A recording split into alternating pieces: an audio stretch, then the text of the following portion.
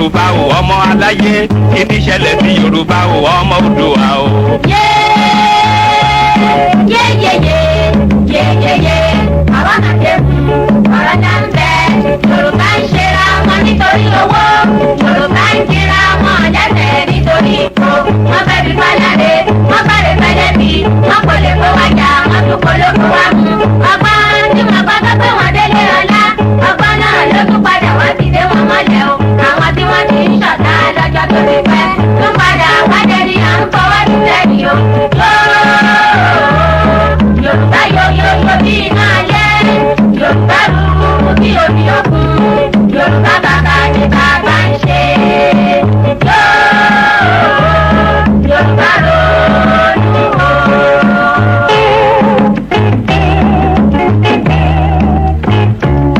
Yorùbá sọra wọn di bọ́ọ̀lù fáráyé gbá. Wọ́n bá gbá wọn sókè, wọ́n tún bá wọn sísàlẹ̀.